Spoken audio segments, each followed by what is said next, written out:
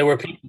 Oh, thank you. There were people who said they couldn't be here, but that they wanted to be able to look in and see later. So we do have some people who were here before. I thought that the Versanos would be joining us. I think maybe they'll tune in, as well as some others people who were there and people who weren't there. So we thought that I think you said you wanted to do a question and answer, which is fine. So if you just give us a little background, though, first of all, where exactly are you Zooming from? So I'm at home in Warsaw. I live in Warsaw, and this is where I'm located in Warsaw for my whole life. So yeah. And Warsaw has a remarkable history, a Jewish history, but also an amazing history of resilience and rebuilding. The people of Poland basically rebuilt their capital from pictures, from paintings and plans after it had been completely razed to the ground by the Nazis. So they certainly have seen more than their share of conflict over the centuries and oppression over the centuries and erasure over the centuries. And I think we all gained a new sense of Poland as a place where we feel deep affinity. There's also, unfortunately, Anna couldn't be with us, but Anna works for the Jewish Museum in Warsaw. And I just want to add that Adam and Anna are not Jewish. But can you just mention a little bit about the museum and the work? Yeah, so of course we have Jewish history in Poland. 1,000 years of Jewish history in Poland. Poland was a land of Poles and Jews and Ukrainians and Lithuanians and so on. For many years. It changed only after the Second World War. And we are rediscovering that history only since 1989, when the communist system collapsed in Poland, and we have a chance and opportunity to cherish also Jewish history in Poland. And we have a Jewish history museum, or the Museum of the History of Polish Jews. This is the official name of the museum. The name is Polin. And yes, it's in Warsaw. It's very modern and very friendly, and many visitors come there. It was mostly made for foreign visitors, but it turned out mostly Poles are the visitors, and mostly Poles learn about their own country from the perspective that they never knew before. So, and my wife is a guide there too. That is remarkable.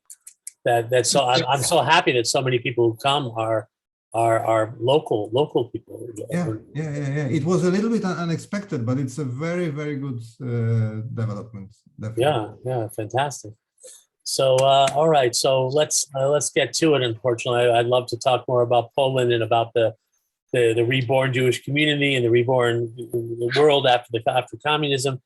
But unfortunately, the world will not let us have that conversation. We have to talk about these terrifying things. And I just have to say that just talking to you, looking at you, my eyes fill with tears. I just can't believe what is happening in this world. So why don't you tell us how things are from your perspective? And I know that, unfortunately, the American attention span is, the news attention span is very short-lived, whether by accident or not. I mean, now we're all focused on the hearings of the January 6 riots back in 2020 and Ukraine and Putin and Poland and all those things have been shoved to the back burner of American news. I really don't know why, but that's, I can understand it a little bit. I don't know. At any rate, so why don't you tell us, give us a little background if you don't mind, and maybe tell us about how you're doing. So I mean, no one was expecting what happened on February 24th. No one was expecting the invasion. I mean, everyone was talking about it, but even here and even in Ukraine, no one expected that the Russians will just go in and invade the country, the Second World War style. So it was a shock for everyone, and it, of course, it drew our attention here in Poland very much because it reminded us all the worst things that happened to Poland in the 20th century. So our attention is still on Ukraine, like mostly. Everything in Poland is about Ukraine, about the refugees in Ukrainian refugees in Poland, and so on and so on. So our attention span is a little bit longer in this particular case. But of course, you know, it's human nature that people get used to things very easily. So I can understand from that a little bit that people all over the world will turn their attention to something else. But of course, we should not. We should care about what is happening in Ukraine, and we should help Ukraine in any way possible. Mostly, I mean, we can talk about politics, about geopolitics and alliances, about military stuff, about weapons. Of course, it's all important, but I think from the human perspective, dozens of millions of people in Ukraine suffer. They die from indiscriminate bombings. They are killed in horrible war crimes. They are chased out of their homes. They are looted. They are deprived of their identity.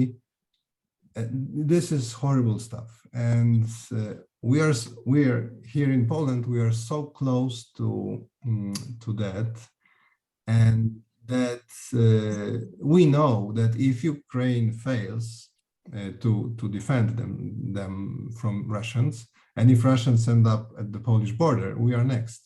So it's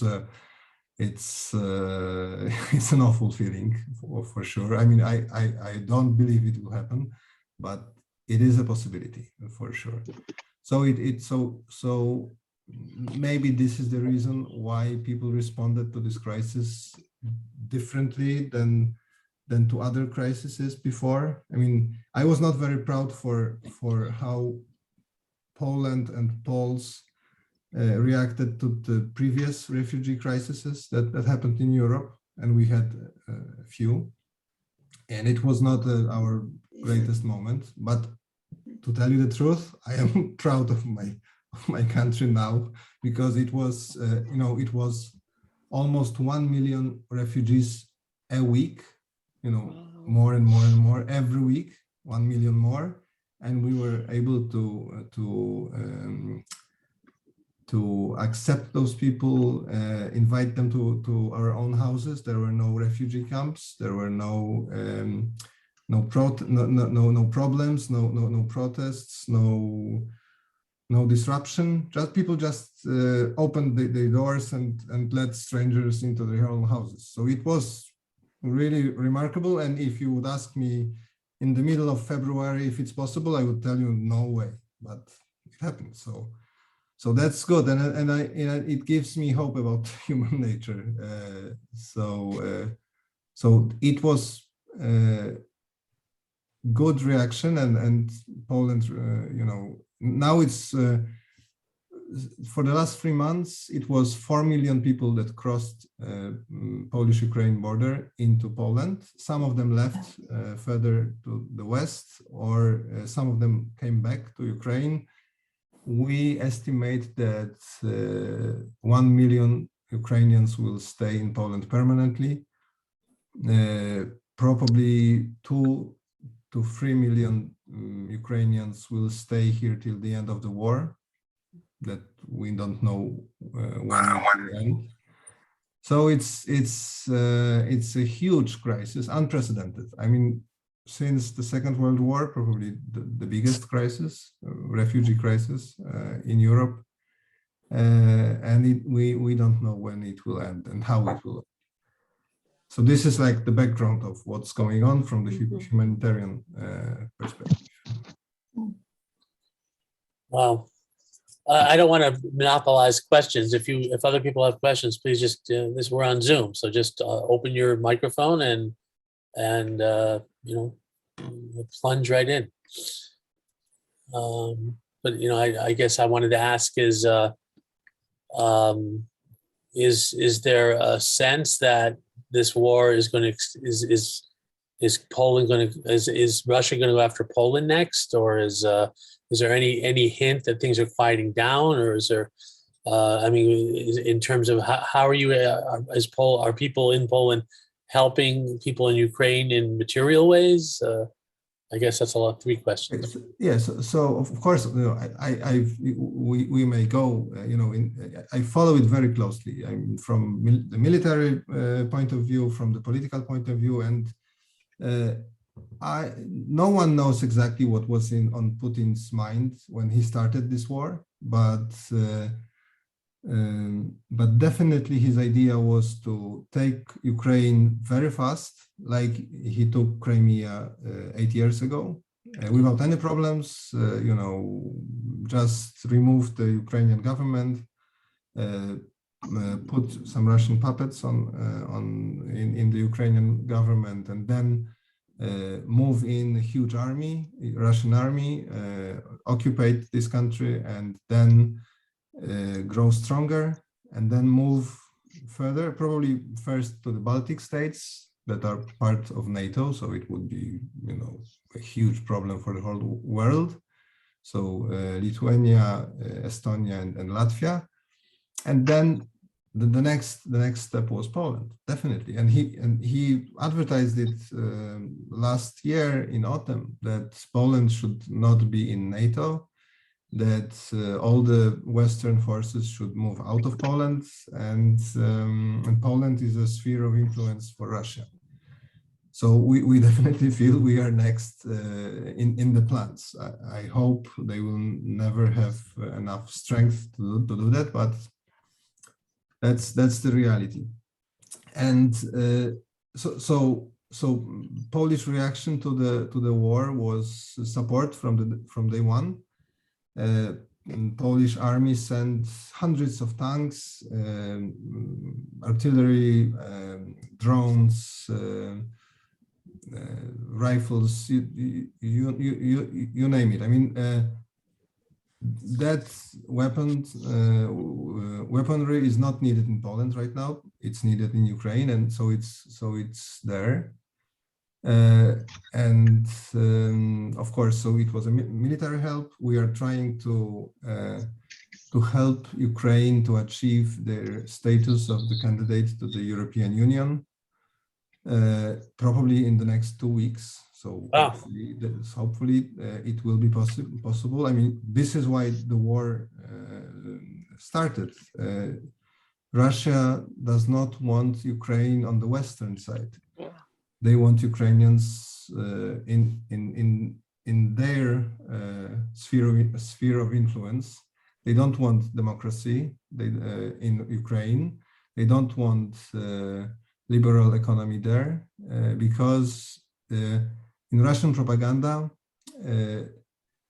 Ukrainians are the same people that Russians, only a little bit worse, but mostly the same. So, and Russian people do not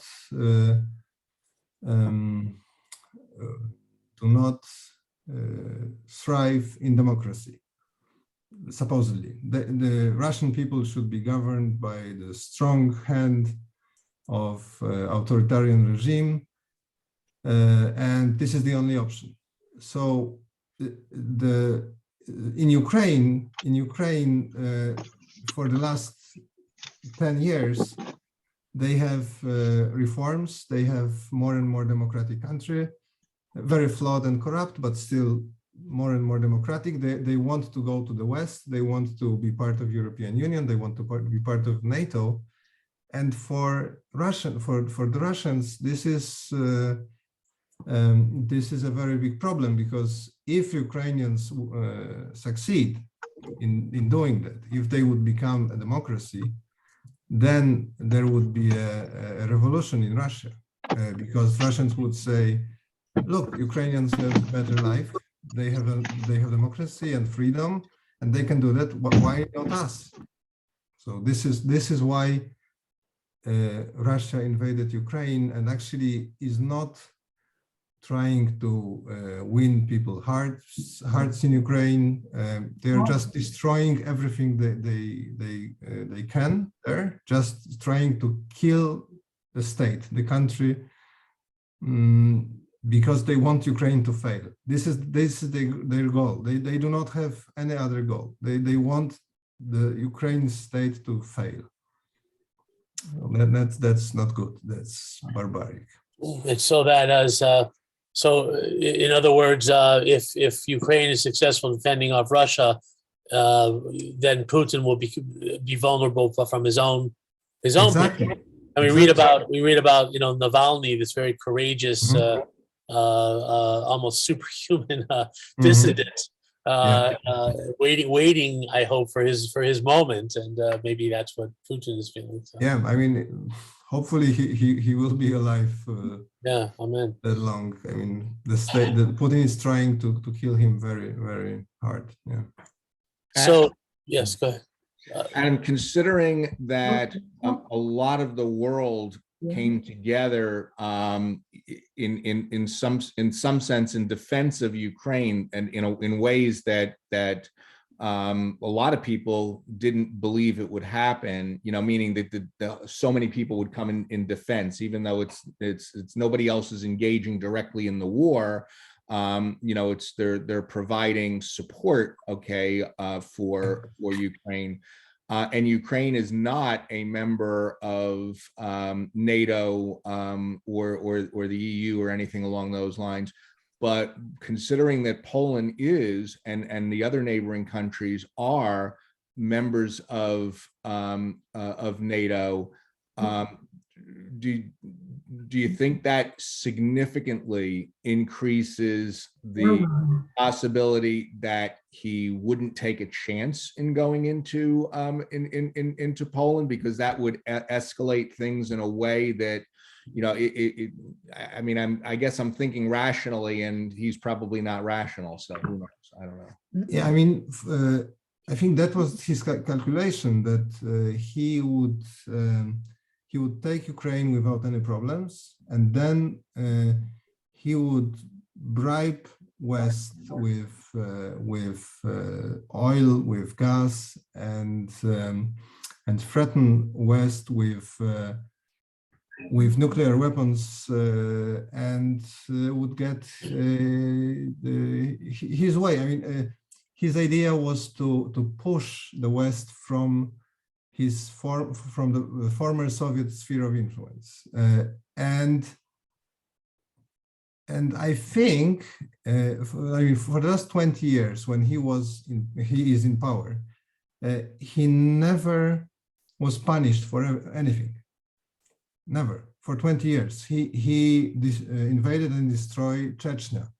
He just destroyed cities there, just like he is destroying Mariupol now, or other Ukrainian cities. He invaded Georgia in 2008.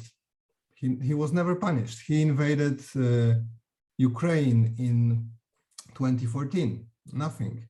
So he invaded now, and he was actually expecting West to do nothing again, and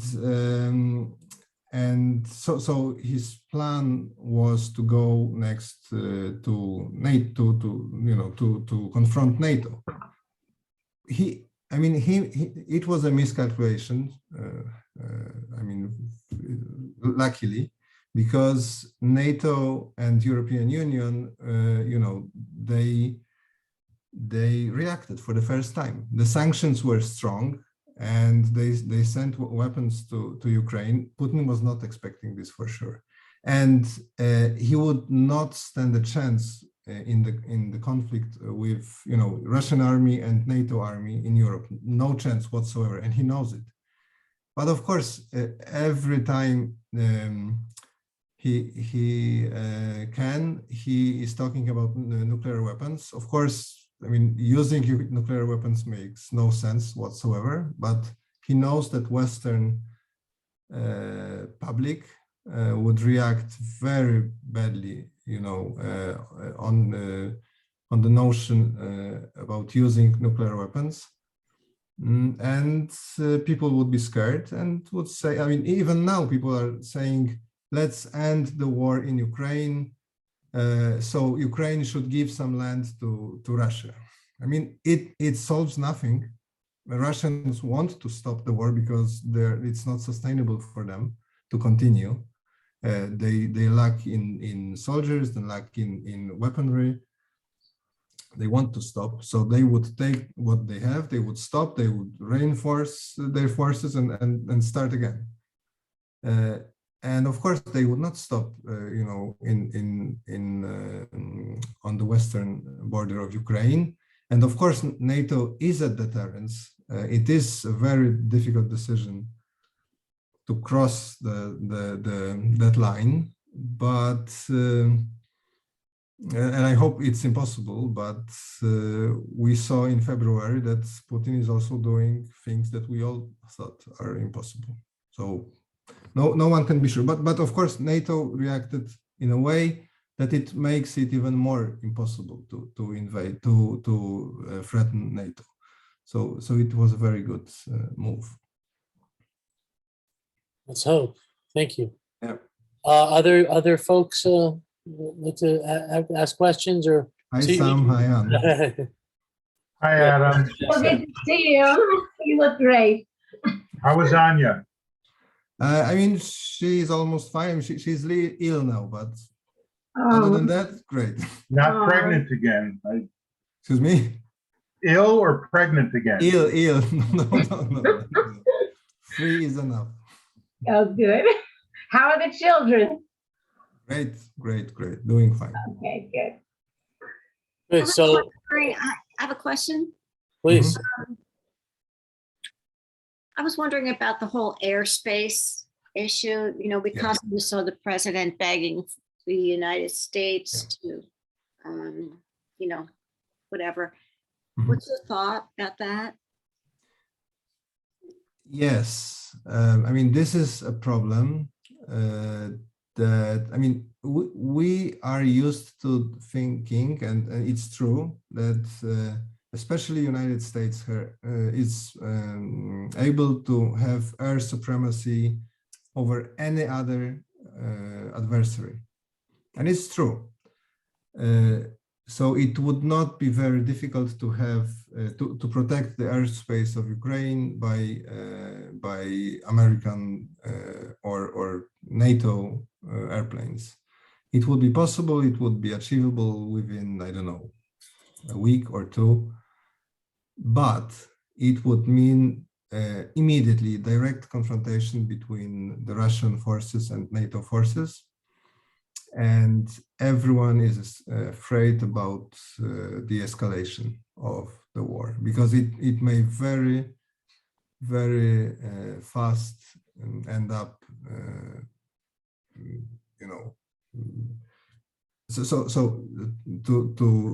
it's known that official Russian doctrine, the defensive doctrine, says that if Russia is losing on conventional front, then Russia has the right to use nuclear weapons as the first strike. And it's different than it is in NATO. NATO does not have this kind of doctrine. So it's called de-escalation by escalation. So every military exercise in Western Russia for the last 10 years was when the Russians were having a military drills on the border of Poland mostly. Those exercises always ended with the nuclear strike, or on Stockholm or Warsaw, just one strike, and that was the end of every exercise. So it is a little bit scary. I'm talking to you from Warsaw. So knowing that, we know that that it's a very difficult decision to risk direct confrontation between NATO troops and Russian troops, because NATO troops would win conventional war very fast, and then we have this doctrine. So this is why NATO is sending the equipment, but no people. Well, that's But there is one more thing. Your president said that if Russia would use tactical nuclear weapons in the conflict, for any reason, then NATO and United States would respond accordingly, but not the same. So it means they would respond not in nuclear weapons, but probably they would respond conventionally. So they would just do exactly what we are talking about. So secure Ukrainian airspace or directly help Ukrainian forces on the ground. But that would, of course, mean the Third World War. So we don't want that. Not so much. yeah. Hi, Adam. Eddie, Yeah, I don't know if you probably don't recognize me without my my mustache. None of us do. Right? I know my whole family didn't, so I was born with it. I had a question for you regarding what you just said. So there's a lot of talk about Putin using nuclear weapons and all of that, but I think a part of that is being lost in translation a little bit. He's not the end all on the red button, and from talking to a couple of people who also from Ukraine, they don't think that his direct generals that are responsible for helping push the button, because it takes four approvals. I hope so. Yeah. So, but according to whatever the UN security audits and all of that, it takes 4 approvals for any nuclear weapon to be fired. Is there any truth that you know of to this, that the generals are all opposed to using nuclear weapons? Because obviously using a nuclear weapon will destroy their own people as well. Yeah. I mean, first of all, I do not have any insight into the Russian army. So you don't have their numbers? Russian government. But I can tell you what I know and what I see. Russian army is as corrupt as the rest of the Russian state. I can tell you just a small thing. In 2008, Russian army invaded Georgia, and they almost failed. They were attacking a very small country without any army whatsoever, and they almost failed to do that. I mean, they succeeded eventually, but it was such a big disaster from the military point of view that they decided to restructure the whole army, and they started to do reforms to change the Russian army into the Western way a little bit, change the equipment and change the way the soldiers are educated and so on, to make them more autonomous and so on. But for several years they were doing it rather successfully. But after a few years, few generals in the army were so frustrated that the corruption is ending in the army that it all changed. I mean, Russian army came back to the Soviet style, and those generals were ready again to make more money on stealing things from the army, from the Russian army. And so the reforms were no more. And this is why they cannot achieve any goal in Ukraine. And actually, this is a very big factor in this war. I mean, the Russian corruption helps Ukraine a lot. But to your question, are those generals responsible enough, those high up generals responsible enough to stop Putin from pushing the button? I would hope so, but those are very, very corrupt, and this is a kleptocracy, not an elite. So hopefully, traditionally the Soviet army was made up of very well-educated people. I never liked them, but that was true, and they were the elite of the country. Now, not so much. That's sad. Yeah, but hopefully, but I mean, on the other hand, hopefully they like bribes, so probably they like life, and they want to enjoy life. But that's a little bit longer. So things. Hopefully they will stop Putin. That's one of the big things with Putin, is that people don't realize how much Putin actually loves the life he has. He lives like a king. He has castle after castle. He has one of his castles that has an underground tunnel directly to a private beach. He is very much enjoying his life of corruption and stealing billions of dollars from Russia itself.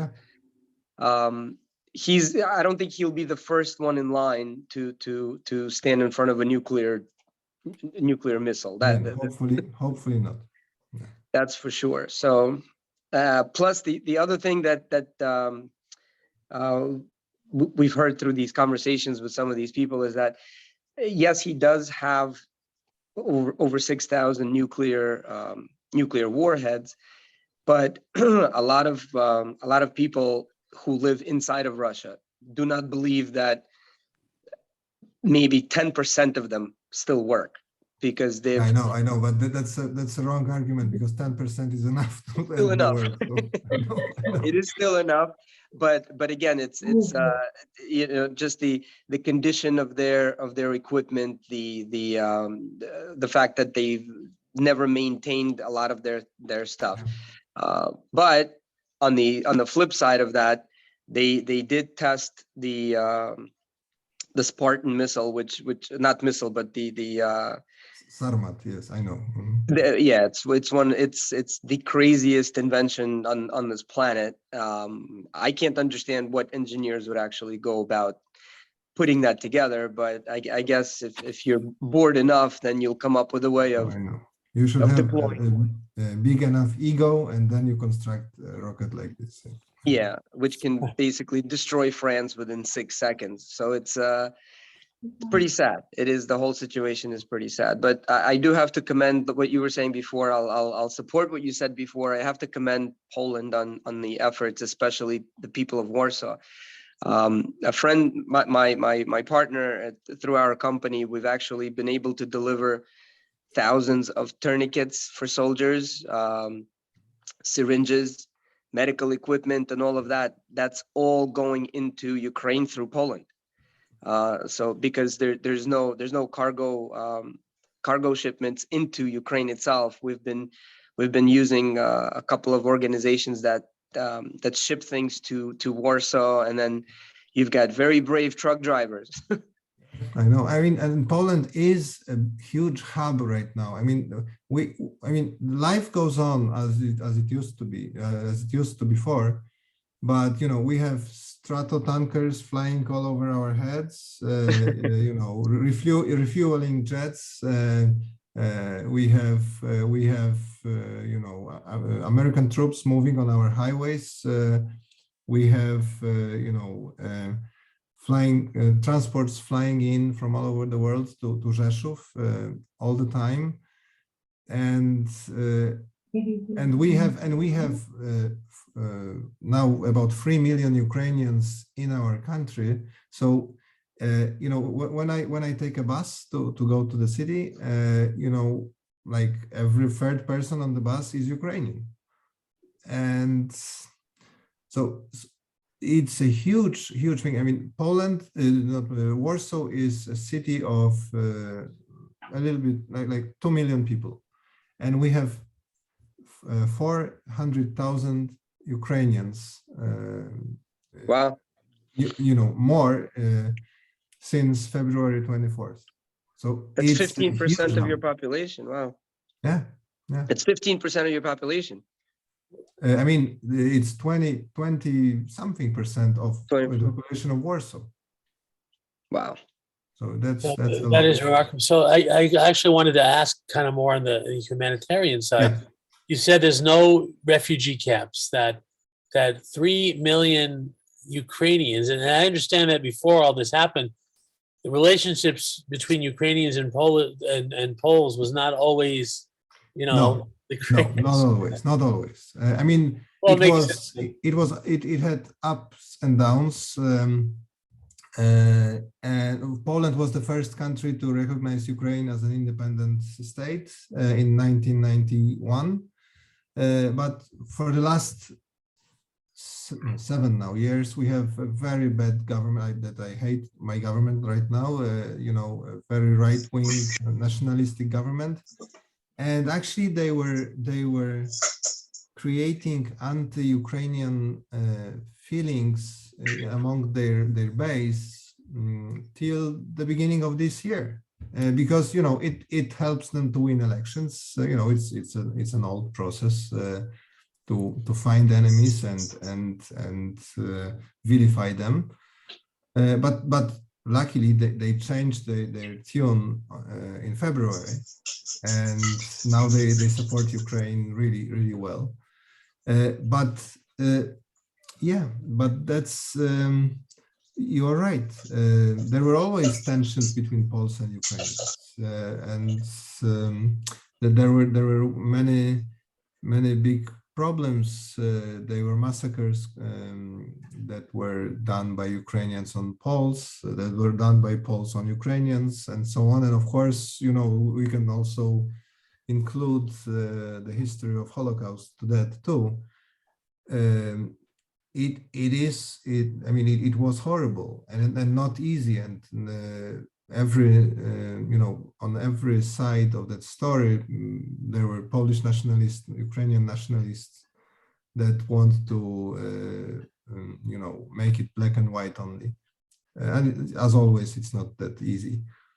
But now it all changed. I mean, we are friends. That's great. I guess standing against an enemy, a common enemy, perhaps. Yeah. I don't know. But I mean, the other question I had was, unfortunately, the Holocaust destroyed virtually the entire Jewish population, and of both Ukraine and Poland, and there is a small nascent Jewish community in both places. But it seems that the Jewish issues are still they still exist there. There's still, I mean, there's Zelensky, of course, being a Jewish leader, but it just seems that how is Jews and Judaism still a factor in this after the Holocaust? This is a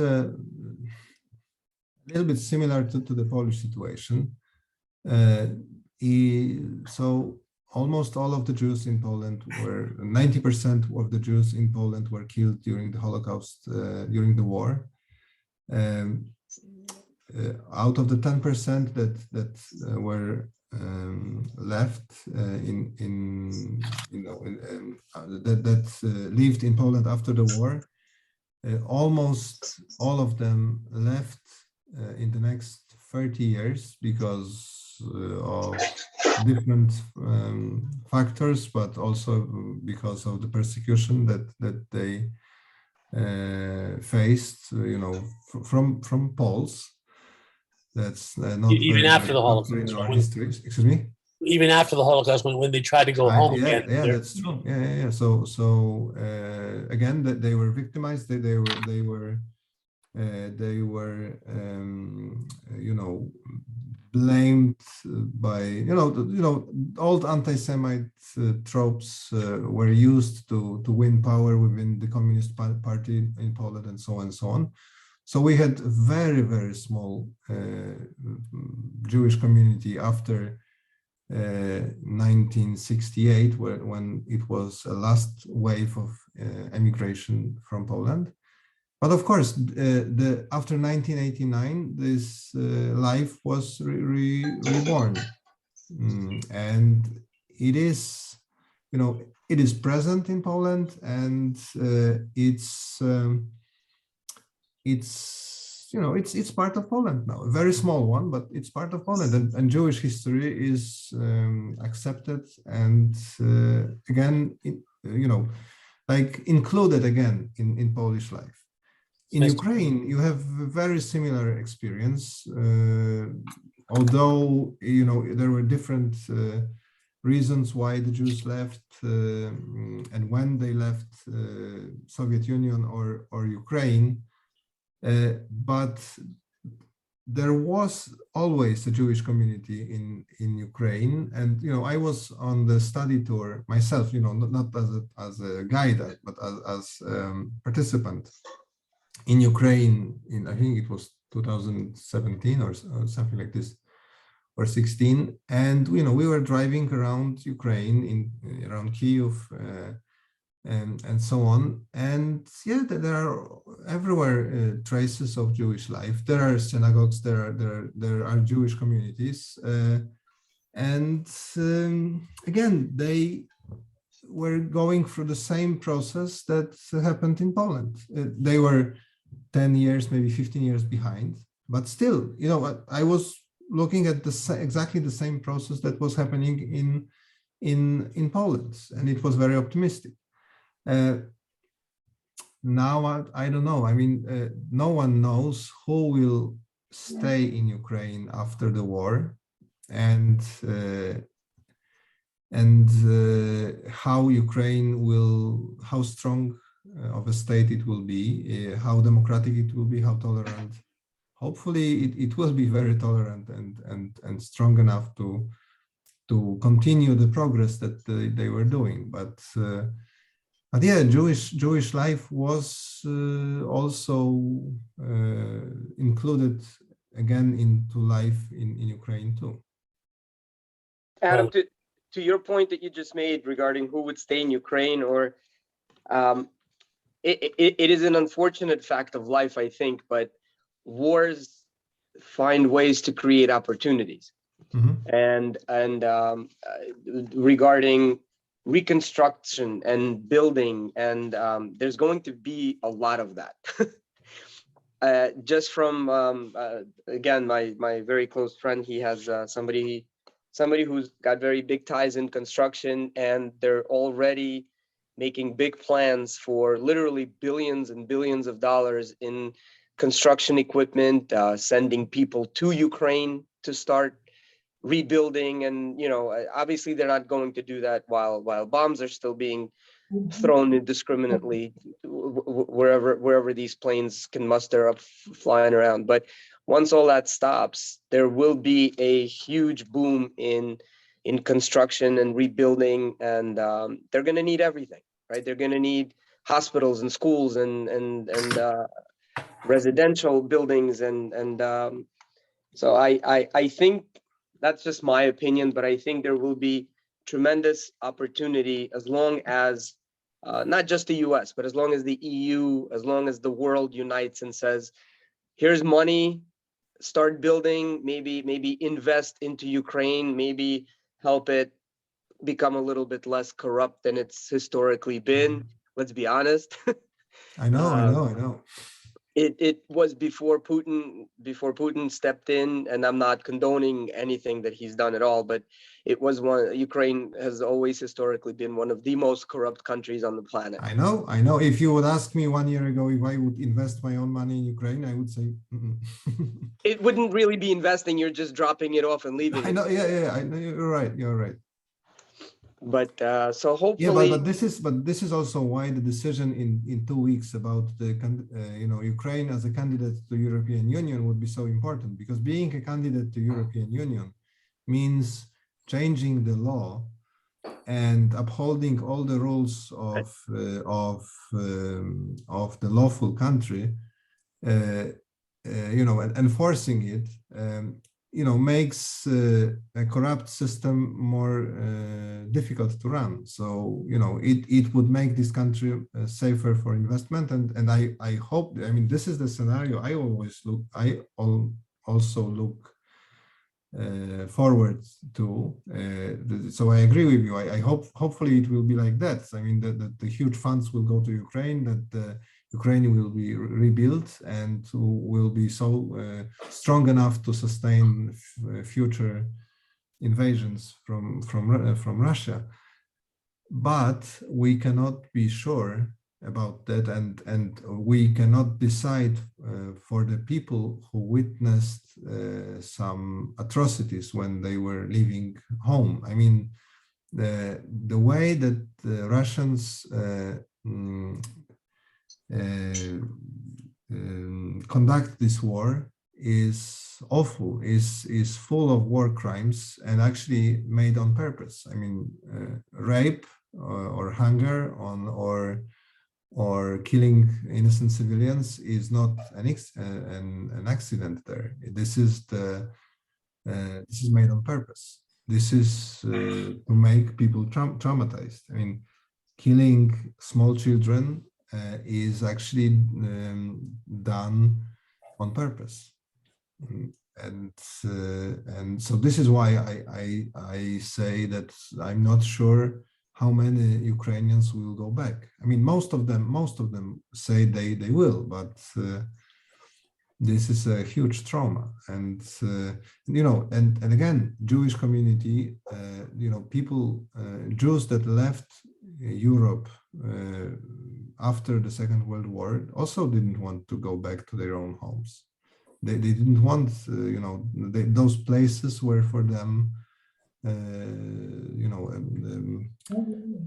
trauma for the rest of their lives. And actually they were passing this to the future generations. And it's understandable. So we don't know how it will end up. I'm hoping for the best case scenario, but we have a humanitarian disaster. So I guess that's what I want to talk about. So do you have any recommendations about ways that individuals here can help? I know, the Jewish community, the Federation has organized campaigns, and there seems to be a lot of fundraising going on. But is there anything, do you have any advice for us about how we as individuals, and maybe even as a small congregation, can make a difference to the lives of actual people on the ground?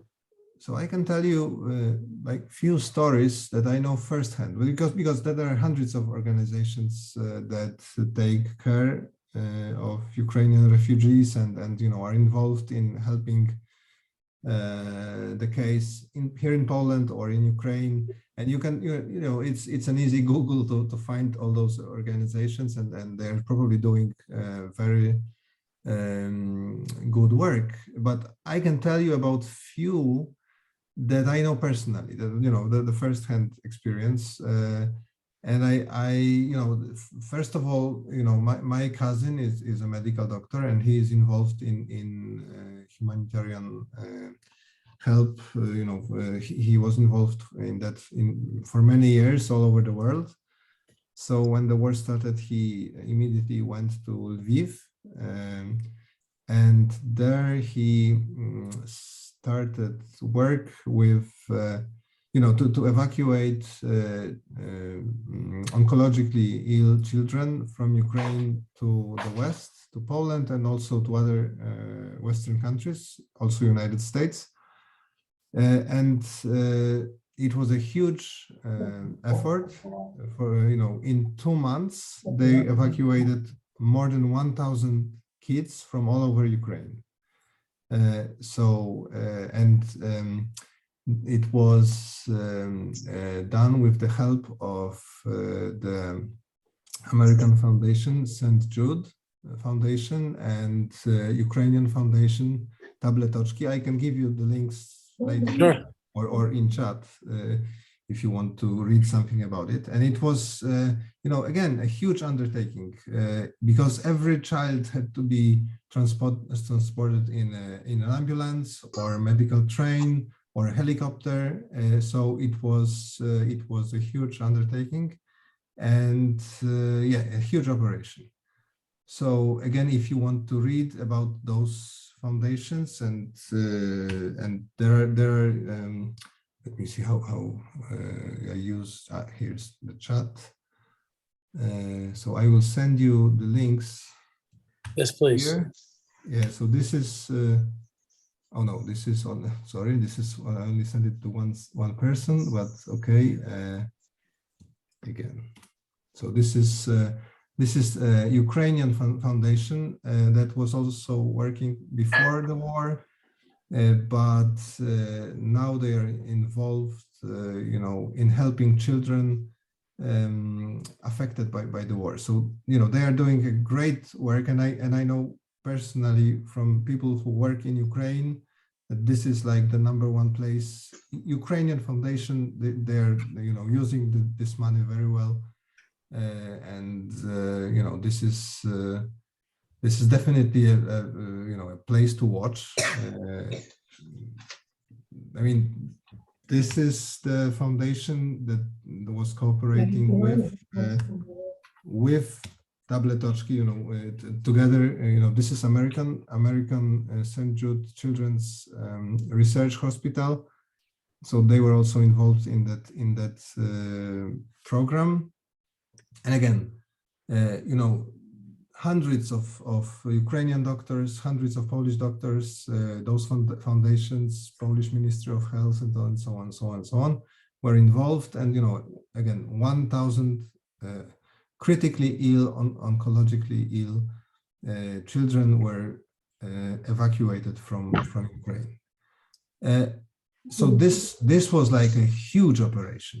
But there are also like smaller entities that deal with this crisis. And for example, I can again give you a link to another one. This is a rather small foundation, Polish foundation, that I know personally, people who run that foundation from Warsaw. They, and this is actually, it may be of interest to your community, because this is a foundation run by a daughter of Righteous Among the Nations that saved 39 Jews during the war. And she wanted to continue the work, helping children all over the world. This is this couple adopted a child from Tibet, for example. They try to save the children, in need all over the world, in Africa, in Asia. Now mostly they help in Ukraine. And actually, the name of the foundation, Humanos, this is a combination of two words with the same meaning, English in human and in Hebrew, Enosh.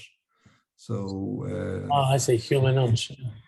It may be interesting for you. And again, I know them personally, and I know that they do a lot of help. And actually, most of their time they spend in Ukraine, bringing ambulance. So they buy ambulances here in Poland or in Europe. They refit them to be more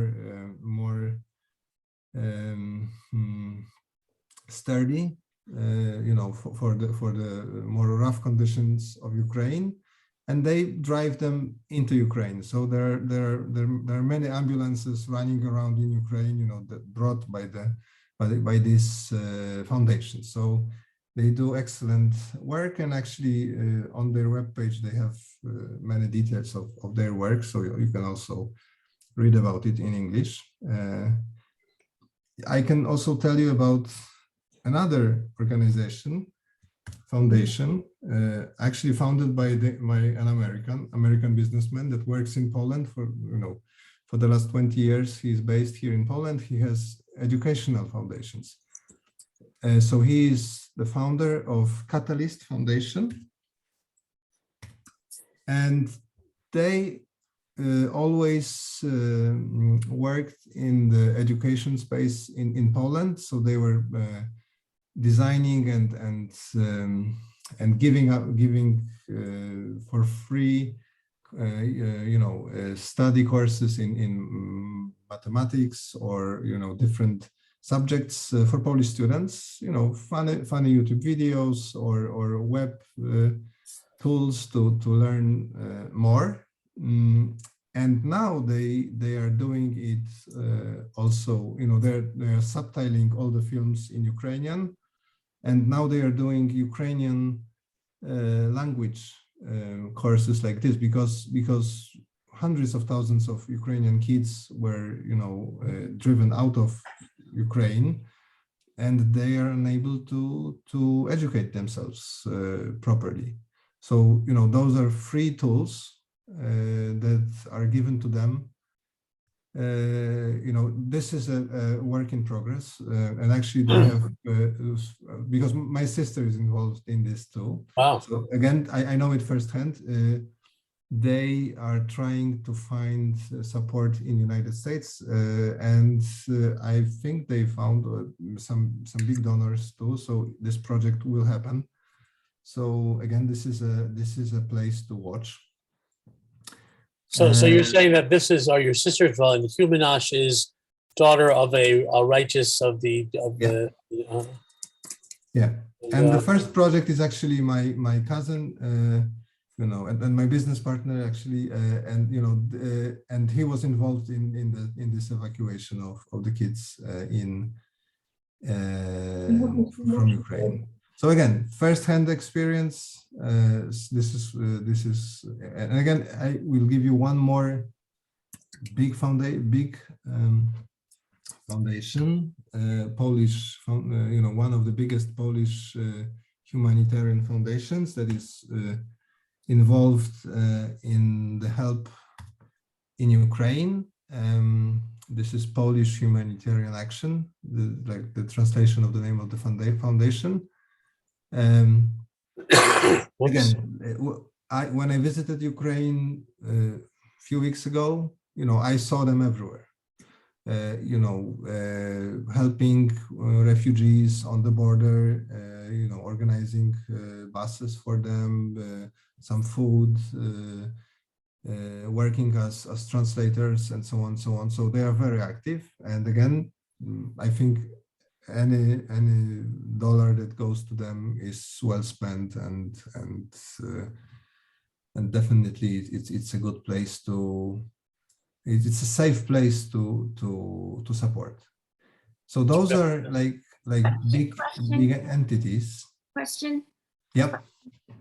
Okay, this will not sound like a priority to many, but are there any animal foundations?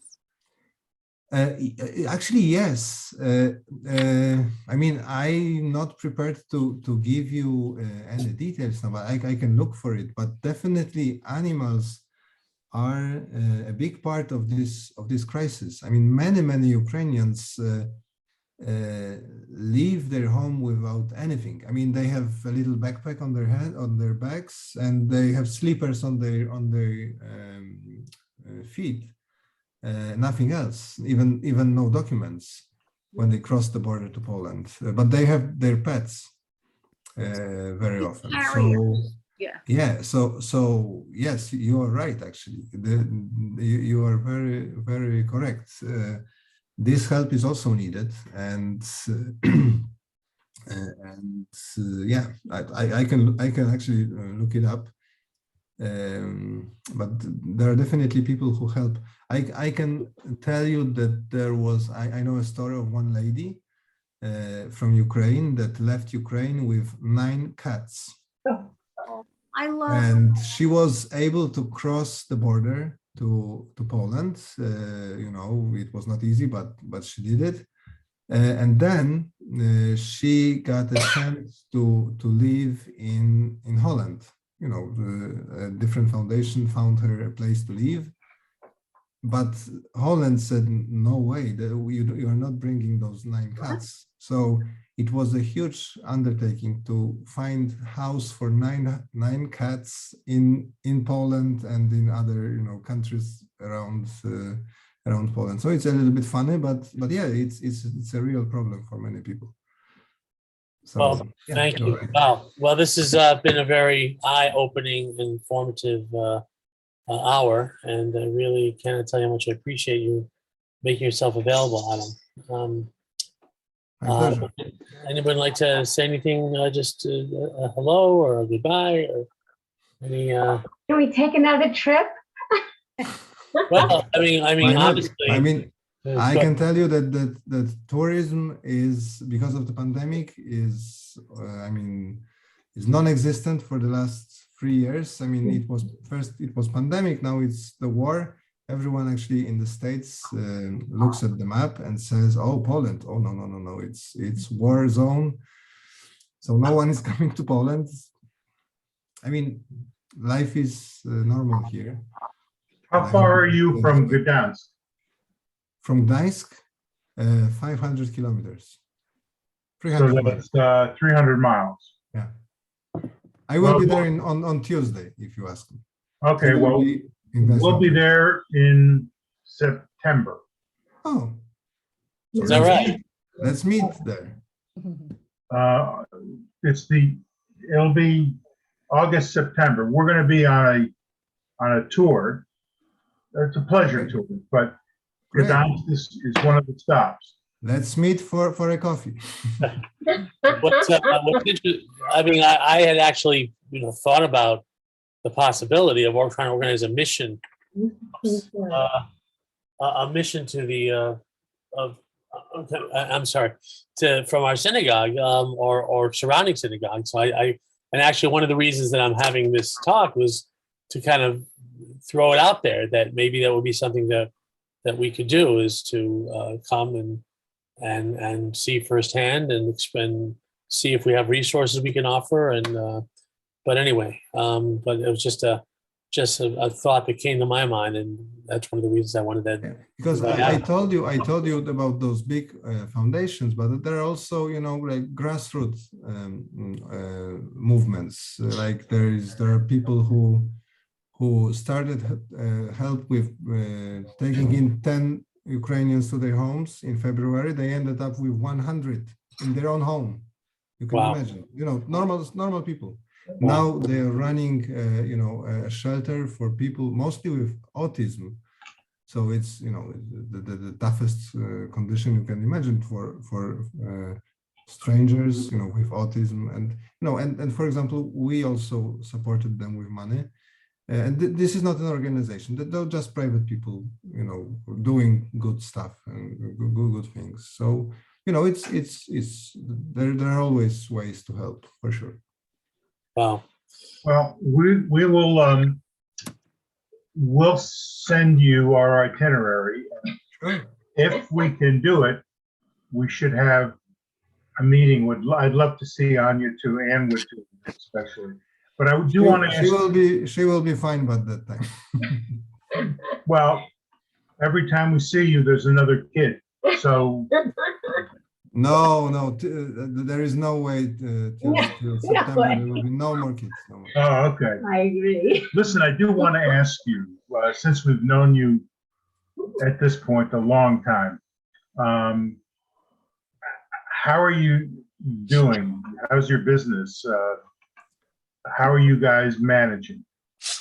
I mean, our business, like in tourism, You and your wife specifically. Yeah. Ended on March 6th, 2020. on that one day, Sunday, I think it was Sunday. My whole year of my whole calendar was canceled on one day. So yeah, and Anya's the same.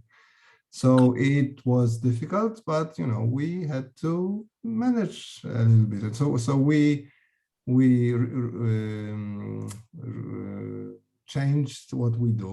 So we do not. I mean, we love to meet people, to talk to people, to educate other people, to learn from other people. So it was not possible so we started to do some other things. So I mean, nowadays we are doing quite well. I mean, I started a new business, and it goes quite well. So What are you doing? let's see. What am I What are doing? you What's the doing? business? Yeah. What's the business? It's in real estate, actually. Good.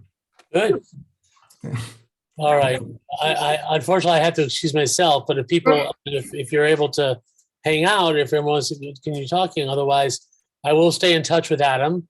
Especially, we're gonna, God willing, I'm trying to start my funeral. There you go. Explore the possibility of another trip to Poland, as someone had said, or a way to help in a more direct way. But I really appreciate your references to these organizations that seem, not they maybe they don't have the attention of all the big donor voices, but there might be ways that we could help in a more in a smaller way. So sure. And again, if you have any questions, I'm around. I'm here. So can I share your email, Adam, with the folks? All right, I will do that.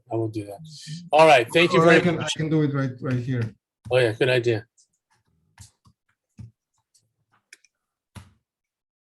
All right, everyone see it? Yep.